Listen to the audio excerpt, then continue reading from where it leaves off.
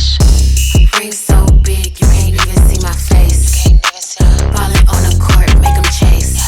Buzzer beater, shot clock, first place. Got 'em running plays like they running in a race. I just wanna ball. I just wanna ball. I just wanna ball. I just wanna ball. I just wanna What's going on, everybody? What's happening? Welcome back to the bullshit. Less bullshit in my life lately. This job seems alright, huh? It seems alright. And welcome to the edge of the earth over here in Seattle. Pretty close to it, right? Because if you talk to the flat earthers, somewhere over yonder, the earth falls off. You just fall right off the edge of it, right? That's what I heard. How do these people have time to sit around and think whether or not the earth is flat? Because for myself, I'm still trying to figure out why my damn toilet's leaking. You know, I've been messing with the flapper, keep running up my water bill. You know what I'm saying? It's just perplexing to fix this doggone toilet. You know, there's a lot of dykers out here. Nothing against dykers. I like you chicks. Yeah, you're fun to party with, right? But there's some butchy chicks out here. You're like, come on, hey, my name's Emily. I'm here to unload you. God damn, you make me feel like a little bitch, lady. Damn, I'm losing my manhood around you. And I've been running to a few, you know, they got the buzz cut, you know, the big broad shoulders, all that shit.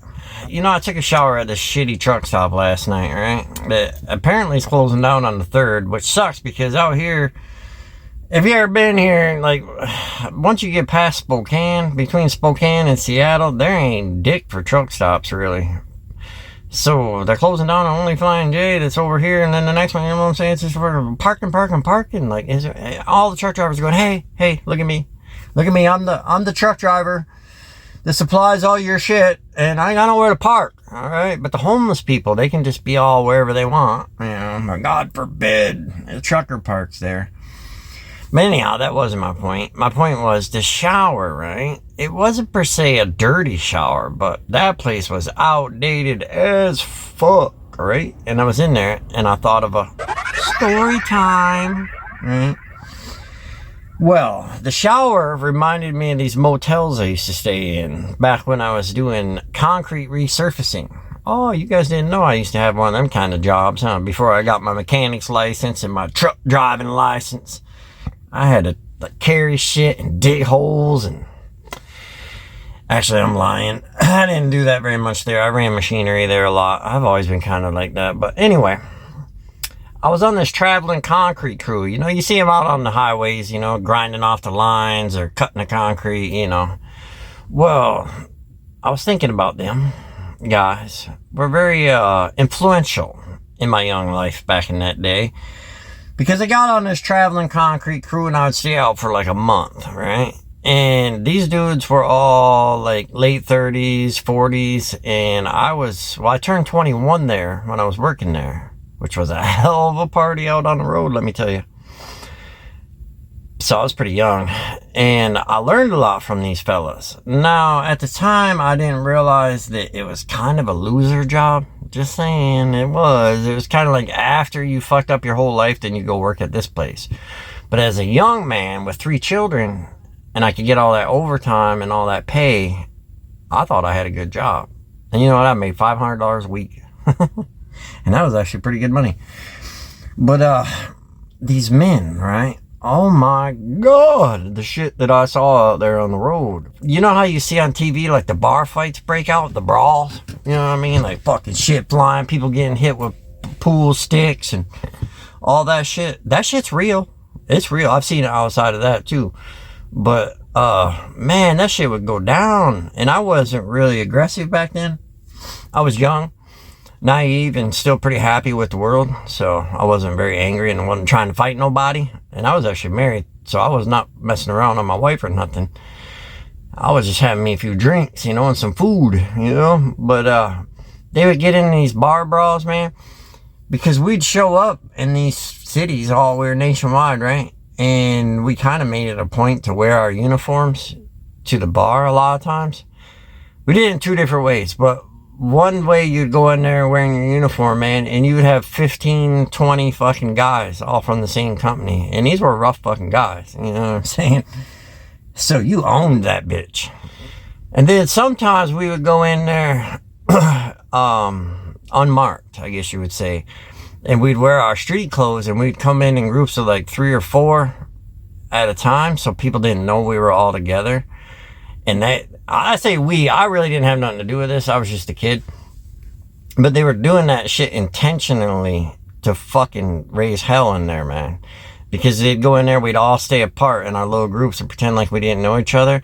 And then somebody would start some shit with the locals, and then the locals would think they're all tough because they got 3 or 4 guys gonna whoop on these other 2 guys or whatever. And then next thing you know, they got 15 motherfuckers on them, and they're like, what the fuck? The whole bar's hanging out with this guy, right?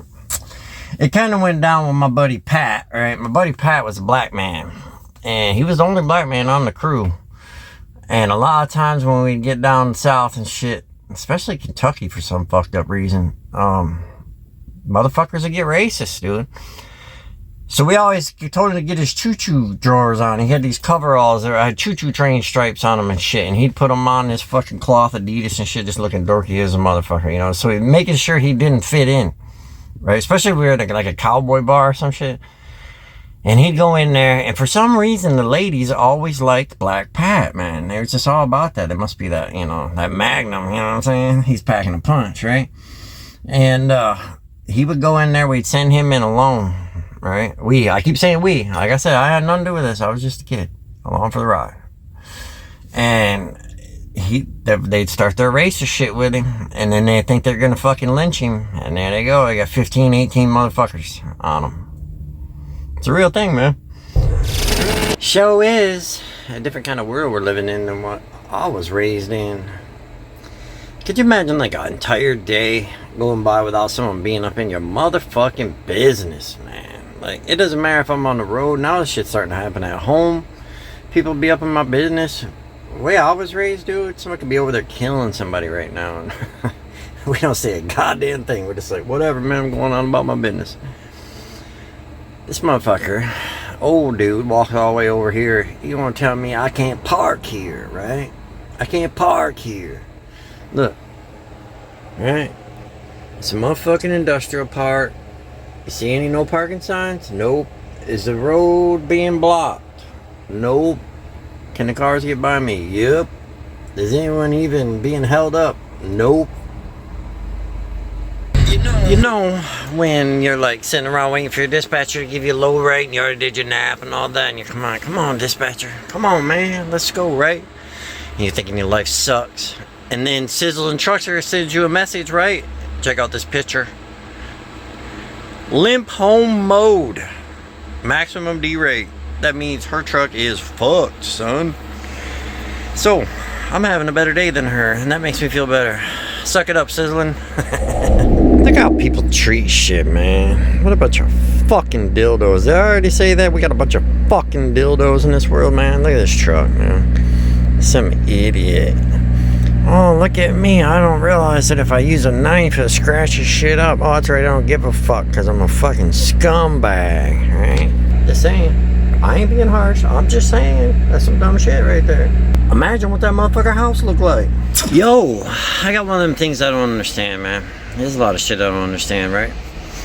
So, like, Washington State, right? Back in the days, this was like where the rough people lived, like the loggers, you know, there's like grizzly bears and fucking snow and all kinds of crazy shit out here, right? So, like, the tough-ass motherfuckers back in the day lived out here. How the hell did this state get so woke, dude? I mean, this is like one of the most woke states around. Like, what the fuck is going on? I know I should buy me a Tesla dealership up in this motherfucker, huh? The lengths a man will go to get to fucking Denny's, right? Huh? Shit's way down the road, and it's chilly up here, son. In the mountains, it's a little chilly, hard to believe. You know, it wasn't that long ago, I walked like 5 miles to get to a damn bar, right? And I would crawl 5 miles back. Yo, check it out behind me right here, man. Bikini Espresso, yo. I didn't even buy no espresso, but I got me a little peek, huh? So this is the pilot that on Trucker Path they said was a piece of shit, and there was a recent update on there. Look at it. Look at it, man. It's even got trees in it. This ain't no piece of shit. Y'all motherfuckers ain't never seen no piece of shit truck stop. You know what? I'm a hypocrite. I'm always bitching about these guys smoking his trucks all up with cigarettes and shit. Well, I've been sitting in here, I just got back from Denny's, you know, I've been sitting here smoking since last night. Getting a truck, it stinks, right? I even got a fan in the window up there. I got the window open over there. I had them open all night. It still stank like cigarettes. Damn it with them cigarettes, huh? Nasty. And what kind of jackass comes out to Washington and don't bring no damn long sleeve shirts or nothing? Fucking bird, it's getting a little chilly out this way, right? I had to bust out the old coat there. We got some truck stop chaos going on out here this evening. Old Werner, he trying to get out of here, right? But these people are too dumb to work together because this fella here is going to go over here and park on this edge, right? That's going to be about the 5th motherfucker that I seen try to do that today. A couple just couldn't do it. But let me tell you about this fella here next door, huh? He goes right out there and tells you to get the fuck out of there because he ain't gonna be able to get out. Watch here in a minute. He's gonna wait. I've been watching him all day. He's been here since last night. He's gonna wait until that guy gets done fucking around, parking it, and then he's gonna go up there and tell him to move it, right? But here's the thing, old Wernie right here, if he would just pull out right now, like push it up there, buddy, you know what I mean, budge it out there, manhandle that truck, let them know you need to get out. They don't know what you're doing. Then one of these fellas could just back right in your spot, right? Damn. And then you got these two guys over here trying to get them tandem slid, boy. They got the hammer out, they got some rocks underneath the tire. Oh, he's doing the old feet measurement. Did he get that off of my channel? I gotta go over there and ask him. Huh? Oh, we're gonna try again, and then we're gonna keep working on it, and then old boy over here in the lawn knows he can come over and tell you a little tale. Oh, he got kicked out. Now this guy's gonna try it. We'll do this all night, huh? Yeah, let's sit here and watch this all night. Cause I'm telling you, this fella over here ain't taking no bullshit. Actually, I make fun of it, but man, it fucking sucks as a truck driver coming to the truck stop in the evening, don't it?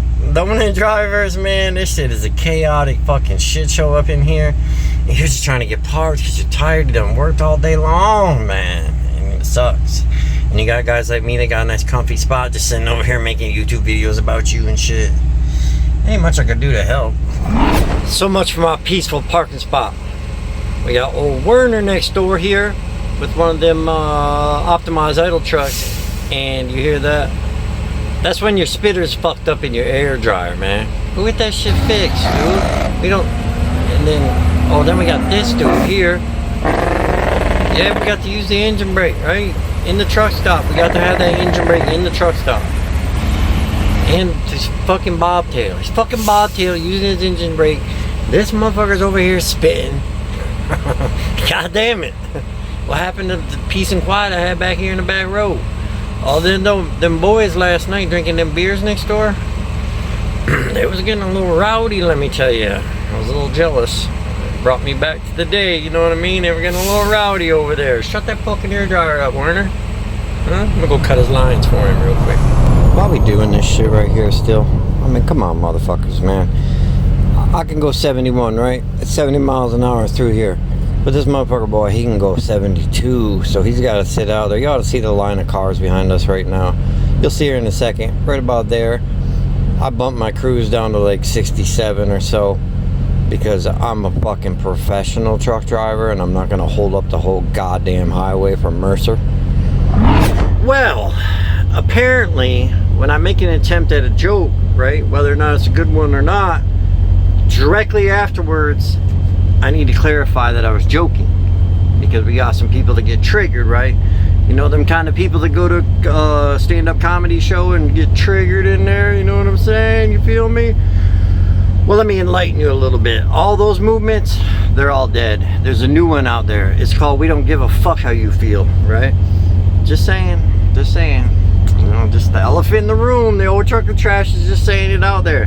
But anyway, yesterday, my drivers, right, was one of those days, my friends, and this is without snow. I had to cross US 12, right, from Seattle up to like Brewster, out there in the middle of nowhere, Washington. Holy shit, man. We had to earn some trucking money yesterday, my friends. That road is freaking narrow and it drops right off to like death with no guardrails or nothing like that. It was foggy as shit. Couldn't see nothing. There was like flocks of elk, and like schools of deer and just rocks in the road. Oh, wait, right there. That's one of those ones right there, right? It's a herd of elk and a herd of deer, right? Well, I know, it'll be in the comments, I get it.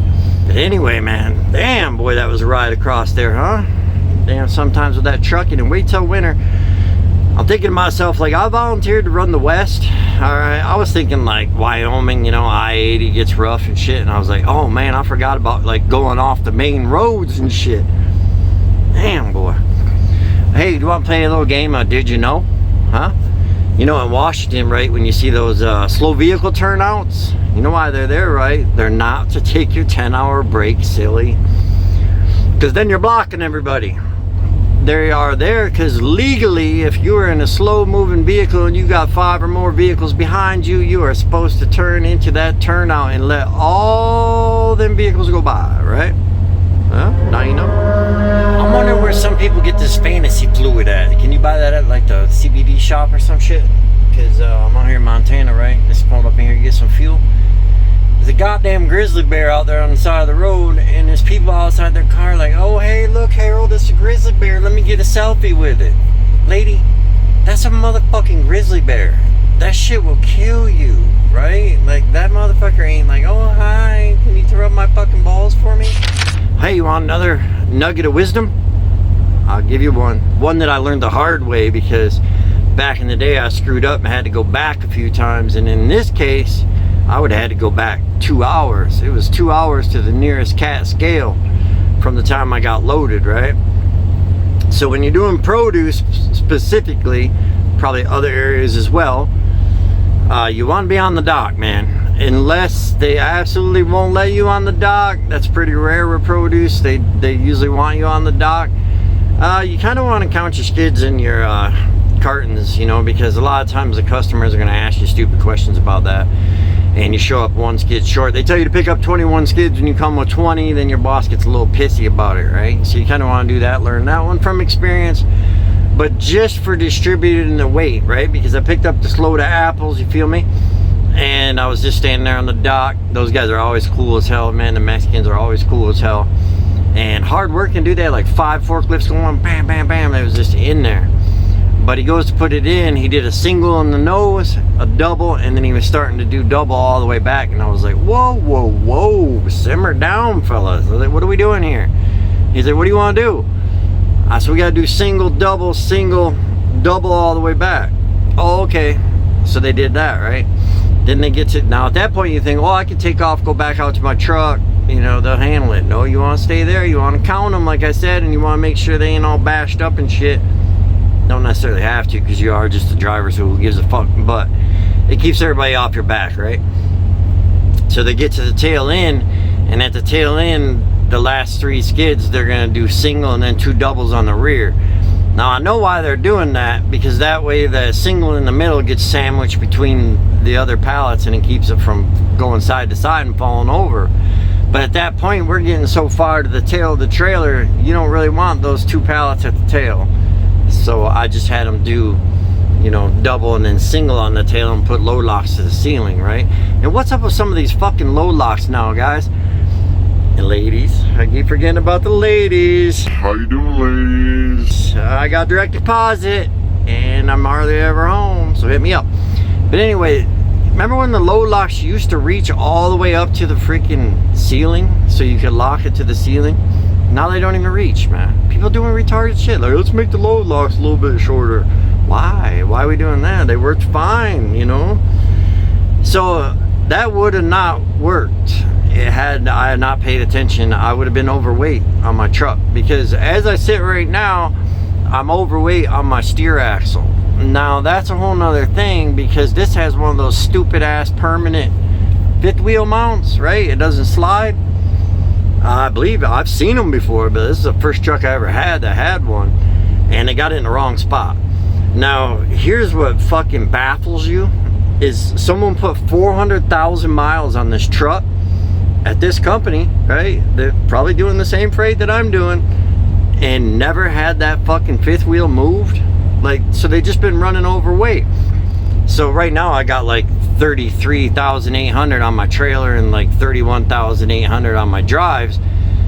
because I got to make up for the fact that I'm still 600 pounds over on my fucking steer axle with 31,800 on my drives. If you're a trucker right now, you're going, yeah, I know what you're saying, dude. What the fuck?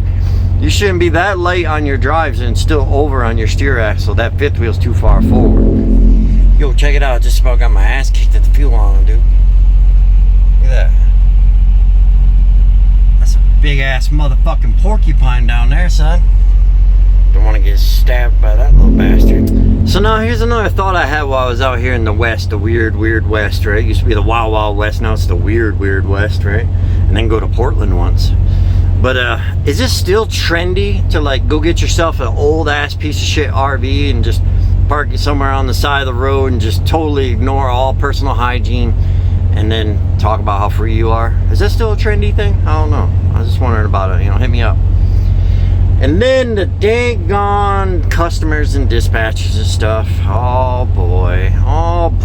You know, when I called on this load, I told them, man, I can run the son of a bitch over on recaps. Oh no, it's produce. Yeah, we don't want to sit on the trailer. You got to run it straight over. I was like, I can run it on recaps. They were like, you sure? I'm like, yeah, I'm sure.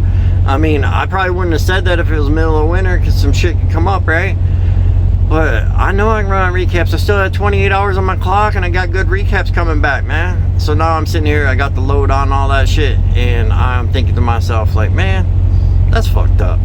I could have ran that shit over on recaps, yo. Like, it would have been there like 2 days earlier for them, and I wouldn't have wasted my time doing the 34, and it would have been a fucking banger of a week. I mean, now it's one of those runs where you got to run out all your hours. You know, you figure you're gonna shut down at 9.5, 10 hours, something, right? To find parking, you need to run them like every day, run them all the way up to like 10 hours and 45 minutes of driving or some shit. Otherwise, when I come into Detroit, then I'm not gonna have enough hours to get back to the yard, or if you really fuck around, then you end up running out of hours and they're gonna want you to sleep in Detroit, which I PC my ass out anyway, but you feel me? Makes it a little bit tight. Could have ran out recaps and just chilled on the way back, but yeah, what do you do? Most definitely got to make sure you plan for fuel out this way, huh? I mean, it's 585 miles to the next pilot. Damn. And I'm gonna be overweight if I onboard enough fuel to make it there. So had to do some of that calculation and make sure I burn off enough before we get to the next weigh station. You feel me? You know, in the trucking biz, if you didn't already know this, I'm gonna tell you, you gotta be persistent, man. You know, like it's across the board. One driver over here making a bunch of money, this driver over here ain't making shit, right? There's a lot of variables on that, but one thing is just being persistent, being a pain in the ass, you know, like making shit happen, right? I'll give you an example on this one here right now. I was supposed to unload tomorrow morning, but I got a hold of the receiver and the dude came in today, it's the holiday, and unloaded me this morning, right? Well, I let him know that yesterday that I was going to be getting unloaded today. So they should have said something yesterday, but that's kind of how it rolls around here, and I was like, whatever, right? And I went there and got unloaded, and before they even started unloading me, I texted the dispatch and I said, yo, I'm empty, you know, because that's how you do it, dude. You know what I'm saying? Like, you just tell them you're empty, because otherwise, a lot of them, if you say, hey, I'm getting unloaded right now, they'll go, well, call me when you're empty. You know, like, it's a bunch of shit you have to deal with. Some are worse than others, some are horrible, and you should probably just fucking quit, to be honest. Anyway, so they never told me what I needed to do, and then I sent her that message, right? I just got here to the truck stop. It's 3 motherfucking hours later, she just responded. But here's the thing. After I didn't get a response for about a half hour, I just hit everyone in my whole contacts. Right? That's how fast I fucking text, man. You gotta see me when I'm drunk, dude. I can really get some fucking texting done, huh? But, and I use proper punctuation and shit. It's crazy as fuck. I can get blackout fucking drunk, right? That I don't do anymore because I'm being a good boy. And my sentences are all perfect. Nothing's misspelled. Proper punctuation. It's fucked up. But that's what I always figure. You drive when you're drunk because you can drive better than you can walk. But that's just me. Anyway, after I hit everyone in my contact list, within like 3 minutes, I had someone coming back telling me where I needed to go for tomorrow's pickup. So I just came over here, right? And then 3 hours later, she sends me the information. So what are you gonna do? You're gonna sit there for 3 hours on the side of the road going like, oh man, they haven't got a hold of me yet. No, you just go. You know, I'm looking at that over there. It kind of makes me think what Sizzlin sent me yesterday. This trailer number, and I never started, now I'm gonna have to pay attention to it. Schneider does that. Look at this trailer number. TA 189-926-548583. God damn. You want me to pick up TA 189-925-875? The fuck are you fucking supposed to write that shit down? That's dumb. That's dumb. It is. It's about as dumb as painting your trailers orange. But yeah, you gotta be persistent with that shit. So this week, alright, I call this a goddamn good week, my friends. Since I've been at this company here, I have been on average about $1,750 or $1,800, right? So I'm alright with that. For me, that is fucking 100% fine. I mean, that's good money. That's worth what I'm doing in trucking. You can make up your own stories if you want, because I had to eat with a dude yesterday. Oh, I don't even remember. I think he made $8,000 a week or something like that. It was, you know, he was a lease purchase for Schneider, as a matter of fact. And yeah, you know how you can always tell when someone's lying? When they talk real slow and they got a lot of pauses, because they're doing two things. They're trying to think what they're going to lie about. Because my mother always told me, if you're going to be a liar, you better be fucking good at it, right? And then they're waiting to pause to see if you believe them. You know what I mean? And then I'm sitting there going, God damn, I'm glad I'm done eating. Why do you guys always sit next to me? I gotta start sitting in the booths, man. Back in the day, I liked to sit up at the bar because I like to talk to people and flirt with the waitresses and shit. Sometimes that shit works. You know, I got me a little date with a little youngster when I get back, but we'll talk about that in the next video. But now I have to sit by myself. But this week, okay, so I got the other stuff, like I said. I'm fine with that average. This week right here, I had a fucking week like this, and I don't even know how long, like 2 fucking years or something, man. It's just been sad. It's been sad, man, for all of us. But it's just been particularly sad for me because, you know, I'm a narcissist and I only give a fuck about myself. So, this week, I got 2,500 miles. I did that Washington run. That's at 61 cents a mile, because if we go west of Denver, that's 61 cents a mile. And no, you don't drive to Denver for 70 cents a mile and then it goes to 61 cents. I don't think you do anyway, but maybe it does work like that. It would be fucking cool. That'd be a little more money, but I doubt it.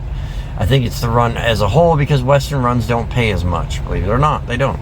It's the short shit that pays. It's the 80-mile runs that pay. It's fucking crazy. So I got the 2,500 at 61 cents a mile. That's 1,500. I got 1,500 miles back here in the Midwest at 70 cents a mile. That's 1,050. Technically, the 2,500 on 61 is like 1,526 or some shit like that, right? And then I got holiday pay. And I think I even got a fucking layover coming for today, right? So even without the layover, that's $2,700. That puts me at 6 days on the road, right? Well, it's gonna be like 6.5 or so by the time I get back tomorrow, because I don't have the hours to do this, to finish this delivery. I need to notify on that, but I'm gonna wait until morning. They gave me a Ohio run that's like, I got 8 hours on my clock. It takes 8 hours to get there. And I've been out for 2 weeks. So, you know, somebody else is going to have to do that one. But I'm just saying, man. I mean, if this is the first time you ever watched one of my videos, welcome. But I've made money in the past. You know what I'm saying? I got check stubs on here. You can find them. Making a couple thousand or even $2,700 a week, no motherfucking thing back in the day. If I was doing the multiple stop bullshit runs, they were bullshit runs, or I was doing the melt, which was kind of bullshit, you know, taking all the shit that nobody really wanted to fuck with, right? And working, man. I was working, right? I don't work as hard anymore, I'll admit that, but I was making that money easy. But I haven't been, dude. I've had like some crap, dude, man, going broke, man. I almost went bankrupt. Almost fucking went bankrupt. Not even close to it. Now I have pulled my ass out of that whole deal, but I had to get rid of some shit. And you remember that video when I said don't buy a Harley? They're fucking dumb and money traps. Oh, goddamn. You know, in the spring, I'm probably going to pop on here and be like, check out my new Harley. Because I don't know about that. They are money traps. But so are women. And I usually always have one of them around somewhere, right? Just saying. Fuck. I miss my Harley already, man. It's just sad. But yeah, it's crunch time right now if you don't know it. You know what I mean? If you're an owner-operator or lease and you don't know it, oh man, that's kind of sketchy. But thanks for watching. And go watch Making Sense. He'll give you some information about being an owner-operator and all that. I'm a company driver pretty much. I did that lease purchase or lease deal or whatever there for a minute, but for the most part, I'm a company driver. I always have been, probably always will be. Right now is crunch time. Company driver or lease, you know, or owner operator. Because from Labor Day to December 15th is pretty much when you make all your fucking money, really. I mean, the first quarter is just surviving. That's the slow quarter. Second quarter, you start making some money. Third quarter, a little more. Fourth quarter, you know, getting up for the holiday season, that's when you make money, you know. So like right now on this week, the way it is for me, I would guess the reason that I had such a good week is because they probably have a bunch of drivers that have worked here for a long time that wanted the holiday off, and I'm the new guy that I probably could have had the holiday off, but nobody likes me and I don't have any friends, so I might as well just work, right? Should get a dog. But anyway, they had to cover these loads. You know what I'm saying? So they probably, this probably won't happen again next week. I'll probably go back to averaging 17, 15 shit. And you know, I was down in Detroit making a delivery, right? I said that in one of my last videos. I had some footage down there, but I was on another side. I was over on 8 Mile and shit. And goddamn, Detroit is getting fixed up. I think the city I live in is more fucking ghetto now. And props to the people in Detroit for getting your city straight, you know? It's looking pretty good. It's coming together. I mean, I don't know if my white ass would go wandering around down there, especially at night, but it's definitely a lot better. I mean, I can tell you a quick story about one time, this is just one time, but I was rolling down Davison Highway back when I was a youth, you know, trucker, scared at my own shadow back then, you know? And there's this fucking car just in the road. I pull up and they couldn't move. Basically what happened, the fucking car was all shot up.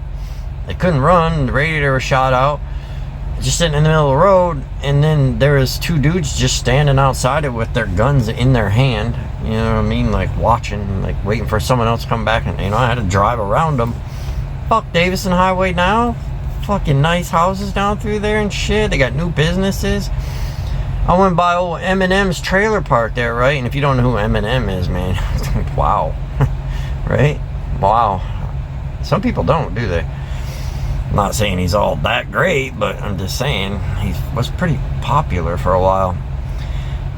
But his trailer park now, they built like new businesses and shit around it. And they redid the roads, so it's all really nice. And there sits this shitty trailer park, but it has like a fucking fence and everything around it. And I'm like, what is up with that? I've been going by there for years. Why don't anyone ever do with it? You know, tear it down, or myself maybe buy that fucker and turn it into like a ghetto Graceland. You know what I mean? Like you can come here for, I'll charge you some money. You can check out Eminem's fucking trailer park. You know, do something with it. Then I got to thinking, did Eminem buy that? You know what I mean? Did he buy that back in the day already and fucking fence the bitch in so nobody could do nothing with it? Why is it still sitting there? That's weird, right? What do you think? It must have been a real bitch being him, right? Back then, Detroit, in the 90s and shit, holy fuck, dude. That shit was bad as a motherfucker down there, dude. I remember my stepdad telling me stories about how you couldn't even stop at the goddamn red lights at night in there because they'd be getting in the trailer. They'd be shining like spotlights in your eyes and shit, trying to blind you so they could fucking rob your trailer and shit. Well, imagine being a skinny little white boy named Marshall in fucking Detroit, dude. Damn, that had to be kind of a bitch, right? It's my random thoughts, right? You love them. Hey, you want to hear a fucking story time? Alright, so this is actually a sad fucking story, you bastards, but I know by the time I get done telling it, you're going to be laughing, because every time I've ever told anybody this story, they always end up fucking laughing about it, right? You know, I got feelings, alright? So, I don't know, years back, right? I went through that divorce, you know, the end of the 25-year marriage, the house, everything's all gone. I'm down in this apartment.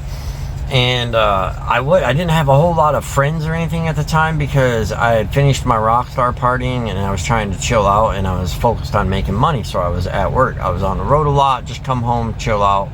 I was still drinking heavy, but I was drinking alone, right? That's when you start to know you got a problem. But I was just not in the best place in life at that point. And I'd pissed a bunch of people off, so people weren't talking to me and so on, right? You get the vibe, you get the mood. So I come back off the road after out doing my hard trucking shit, you know, and I get back. And at my apartment, I wasn't supposed to smoke. It was brand new construction, you know, I get it. You know, a lot of people smoking that shit up, but I fucking did. Fuck them. And the way I did it is I just put this fan in the window and I had a little table right there in front of it, and I was just like a little teenager, you know, I would sit there and smoke in front of the fan. So I drank heavy, so a lot of times I would sit there all fucking night drinking and smoking in front of that fan, man. As a matter of fact, when I left, the carpet was kind of like wore out in that spot a little bit. So I'm sitting there in front of that fan, right? Alright, let's go back a minute. There was this fucking squirrel, right? I know, I killed a bunch of them back when I used to hunt, I get it, but like, it's just a squirrel. But there's this squirrel that used to come up to my window, and when I was home on the weekend, I put birdseed out there for him, and then before I left, I would stash a little thing of birdseed behind the bush, and then I'd always watch him. He'd come over there and get it, and he'd take it back to his house, and he'd stash that shit for the winter, you know? He was like my little bud. He's a fat city motherfucker, you know? And when I would sit in the window, it was like he knew that I was in there. He probably smelled the smoke or something. I don't know. Maybe he could see me. That could be it, huh?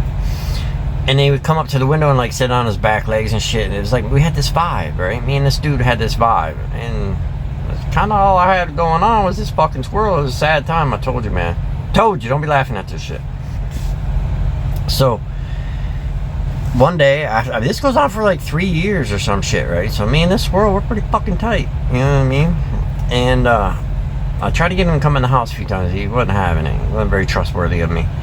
But he come up to the window one day and he was just sitting out there outside the window, you know, just chomping on the shit, looking at me. I'm having me some rum and coke, you know, smoking me some cigarettes, just getting ready to send out a whole barrage of bad texts that I regret later. That happened. And I'm watching a little dude and I'm like, what up, little dude? You know, and he takes off, he's heading back to his fucking spot over there. I'm like, what the goddamn car run this fucking ass right over, man. Can you believe that shit? Why are you laughing about that? He's a cold motherfucker. It is kind of funny, ain't it? And then I go out there and I get his ass, right? And I'm drunk as a motherfucker, right? Because if you know me, you know that I used to get drunk as a motherfucker. And I'm out in these woods at like 1:30 in the fucking morning having a little funeral for this bastard. And I didn't have a shovel. I used to own a landscaping company and shit. I have fucking tractors and shit, but I didn't have no shovel or nothing because I live in an apartment, so I got a goddamn metal cooking spoon out there and I'm digging me a goddamn hole, right? These black dudes come walking by, probably some shady motherfuckers too, but they just thought, oh fuck, that is one crazy white motherfucker right there. Like, I don't even want to know what the fuck's going on. Hey, get the fuck up out my face. My